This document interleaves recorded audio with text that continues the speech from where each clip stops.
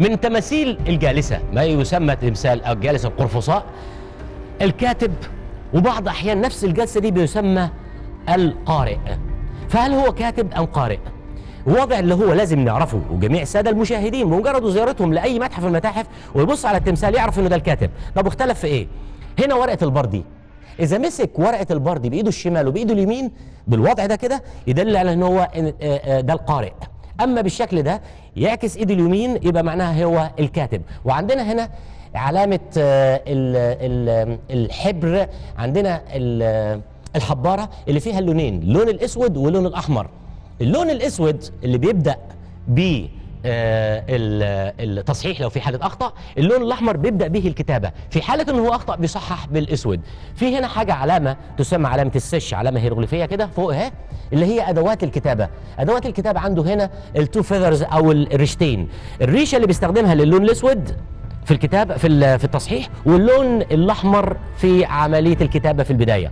طب لو بصينا شفنا هنا في ترهلات في جسمه، هل الترهلات دي نوع من أنواع الأخطاء؟ لا، هو عايز يقول إن أنا كنت راجل مهم جدا، أنا أجيد الكتابة وأجيد القراءة، فالحجم الممتلئ ده معناه إن هو عاش حياة فيها نوع من أنواع الرفاهية. دي واحد. نمرة اتنين، أنا بيقول أنا كاتب، أنا ما كنتش محارب، ما كنتش فايتر، ما كنتش مقاتل، فأنا من القعدة الكتيرة دي حصلت عندي الثنايا والترهلات اللي موجودة في البطن وفي الصدر بهذا الشكل.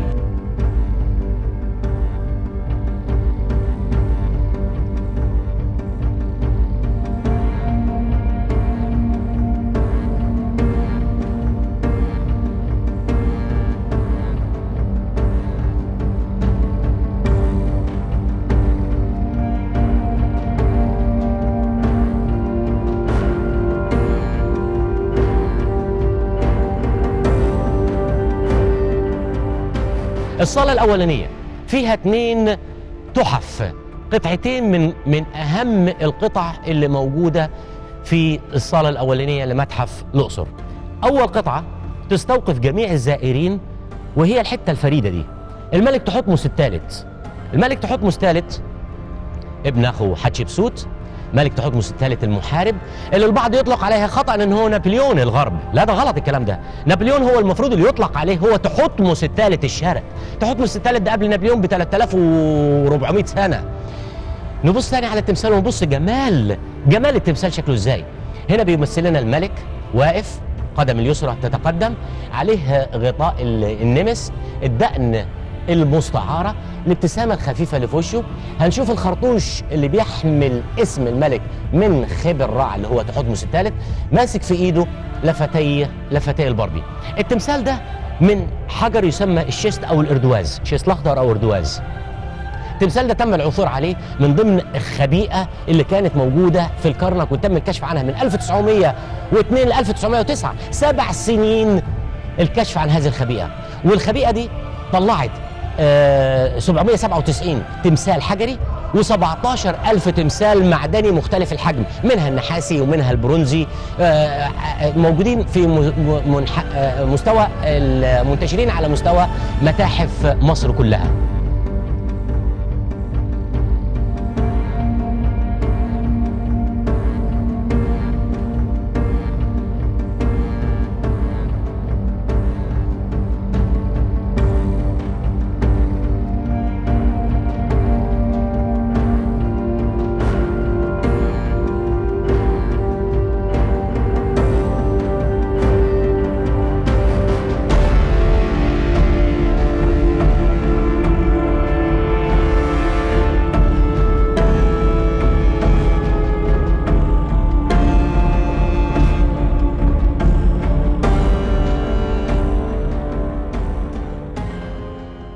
القطعة الثانية اللي أنا بسميها الماستر بيس، التحفة الأساسية في الصالة الأولانية، وهي خاصة بالملك أمنحتب الثالث. ونركز قوي في الحتة دي.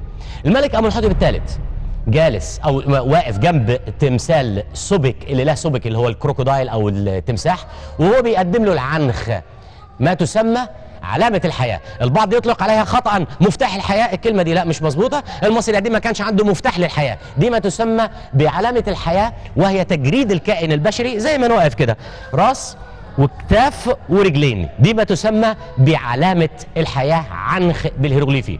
طيب إذا قلنا إحنا ملامح الفن، بص تاني كده هنلاقي العين اللوزية، الشفاه الغليظة، الأنف كده المدورة أو المعكوفة، يبقى إيه المنظر ده؟ ده أمنحتب الثالث. طب جميل، لما أنا عارف إن هو أمنحتب الثالث، طب نحاول نقرا الخرطوش اللي بيحمل الاسم كده. أوسر ماعت رع ستب إن رع، يعني إيه؟ يعني رمسيس 2. طب إزاي رمسيس 2 وهو الملك أمنحتب الثالث؟ الحقيقة التمثال ده خاص بالملك أمنحتب الثالث، ولكن بعد فترة 100 وشوية سنة لغاية لما جه الملك رمسيس 2 طبعا أعجب بالتمثال ده، لأنه ده يعد من أكبر التماثيل اللي معمولة من كتلة واحدة من الألاباستر. لأن اسم الملك أمنحتب الثالث كان موجود في الجنب ده هنا، وهنلاقي بس بقايا الاسم بتاع الملك أمنحتب الثالث نب ماعت رع. فعمل إيه رمسيس 2؟ شال الاسم الخاص بالملك أمنحتب 3 وسجل اسمه على الخرطوش، وما اكتفاش بكده وبس، لا ده جالنا على جميع أنحاء التمثال الفاضية وراح حط أسماءه في جميع الجهات.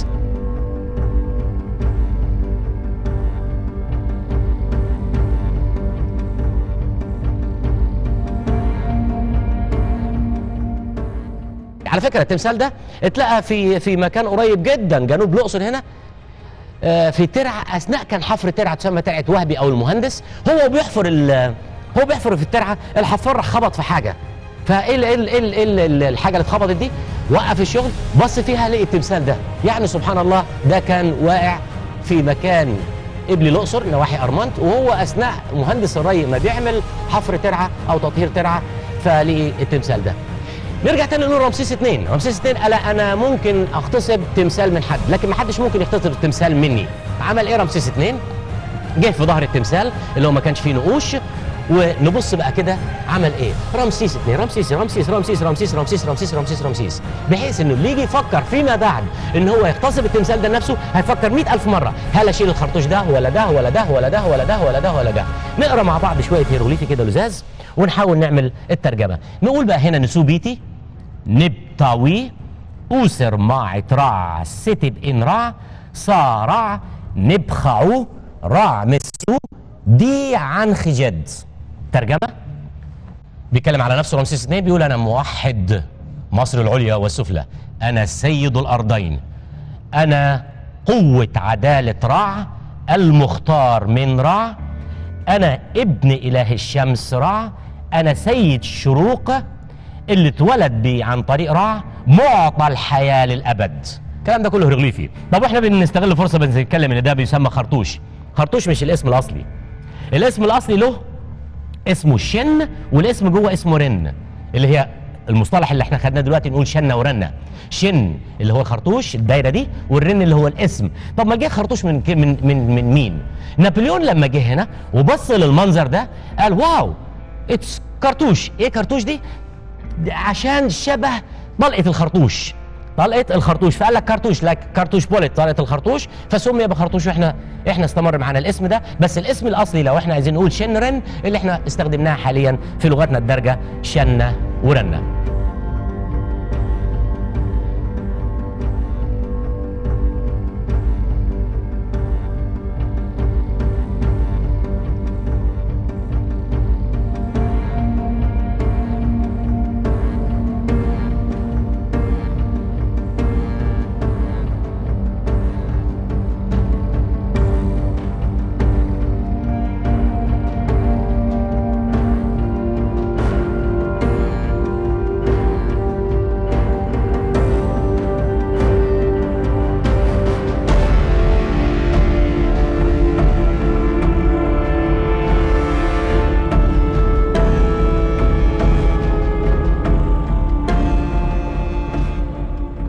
أنا بقى بعتقد حاجة تانية في منتهى الأهمية هنا. لو بصينا على السيمترية بتاعت التمثال ده هنلاقي فيه حاجة غلط. العمر المصري القديم عمل حاجة غلط. هنلاقي من هنا في قطع، ولو ركزنا في الجزء ده هنلاقي فيه بقايا منشار. طب أنت عايز تقول إيه؟ أنا عايز أقول إن التمثال ده كان كتلة واحدة بهذا الشكل، كتلة واحدة بهذا الشكل، وكان في خرطوشين بحفر غائر. أغلب الظن أنا بؤمن بالكلام ده، كان في خرطوشين بحفر غائر فوق رأس أمنحتب 3 ما كانوش سهلين لرمسيس 2 إنه يعمل ديفيس او تشويه للاسم، ففكر ان هو يعمل ايه؟ يتخلص من الخرطوشين دول تماما. ولو لاحظنا هنلاقي ان القطع ده قطع منشار، مش من بدايه قطع التمثال ككتله واحده من البدايه. حتى لما جه رمسيس اثنين عمل بعد كده النقوش بتاعته وعمل الهيروغليفي، ابتدى حط قرص الشمس المجنح على الجزء اللي على اليمين فقط. ما لو كانت كتله واحده كانت عمل قرص الشمس في النص بالاجنحه بتاعته يمين وشمال ككتله واحده. ده تمثال يعد من اهم تماثيل متحف الاقصر، وما يميز تمثال متحف الاقصر كماستر بيس او كتحفه فنيه. جميع زوار الاقصر متحف الاقصر لازم يتوقفوا عند هذا التمثال اللي يعد تحفه فنيه نحتيه، قطعه واحده من اكبر القطع الخاصه بالملك امنحتب 3 من الالاباستر ككتله واحده.